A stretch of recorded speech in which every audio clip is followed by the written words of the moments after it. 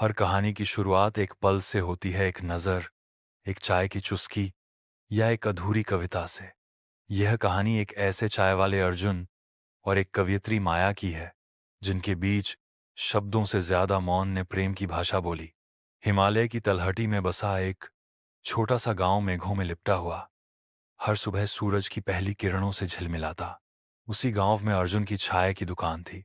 पुरानी लकड़ी की टपरी, सामने कुछ बेंचें और दूर दूर तक फैली हरियाली। अर्जुन 28 वर्ष का युवक ज्यादा नहीं बोलता था। उसकी चाय में एक खास स्वाद था, अदरक, तुलसी और एक अजीब सी सादगी का मिश्रण। हर दिन गांव वाले उसकी दुकान पर आते, मगर अर्जुन किसी का इंतजार करता था, एक लड़की जो हर शाम आती थी, स्कार्फ बांधे, डायरी लिए और खामोश आंखों में शब्दों का समंदर लिए। उसका नाम था माया।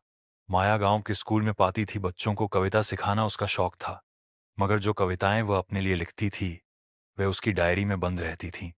अर्जुन हर दिन उसे आता देखता और बिना पूछे उसकी पसंद की चाय रख देता। माया भी हर बार वही सीट चुनती, दुकान के कोने की खिड़की के पास वाली। धीरे धीरे एक मौन संवाद बनने लगा। कभी कभी माया अपनी कविता पढ़कर मुस्कराती और अर्जुन दूर खा होकर मुस्कराता। चाय अब सिर्फ पेय नहीं थी, वह एक आदत बन चुकी थी, एक रिश्ता। एक दिन मूसलधार बारिश हुई, माया नहीं आई। अर्जुन बेचैन हो उठा। पहली बार उसे एहसास हुआ कि उसकी चुप्पी में भी प्रेम पनप चुका था। अगले दिन जब माया आई, भीगी हुई, डायरी भीग गई थी। अर्जुन ने कुछ नहीं कहा। वह दौड़कर अंदर गया, सूखा कपड़ा लाया और उसकी डायरी को धीरे धीरे सुखाने लगा। उस पल में माया की आंखें नम हो गईं। कुछ ही दिनों में माया को एक खत मिला शहर से, एक बड़े प्रकाशक की ओर से। उसकी कविताएं किसी ने भेज दी थीं।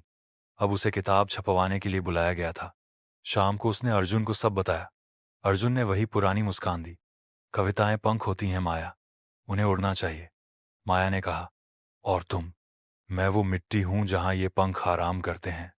लौट आओगी तो चाय गरम मिलेगी। माया शहर चली गई। नाम, पहचान, किताबें सब मिला, मगर हर कविता अधूरी लगती थी, जैसे उसमें एक सच्चा पाठक ही ना हो। कई महीने बीते। एक सर्द सुबह, जब धुंध पूरे गांव को ढक रही थी, अर्जुन अपनी दुकान खोल रहा था। तभी हवा में लहराता वही नीला स्कार्फ दिखा। माया लौट आई थी। उसने धीमे से कहा, अब की बार लौटने के लिए नहीं आई, अब तुम्हारी मिट्टी में ही जड़ें बनानी हैं। माया ने अपनी अगली किताब उसी दुकान के कोने में बैठकर लिखी।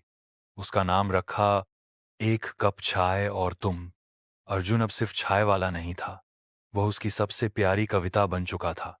और जब लोग माया से पूछते, आपकी सबसे सुंदर कविता कौन सी है, वह मुस्कराकर कहती, जिसने मुझे चाय में प्यार घोलना सिखाया, अर्जुन।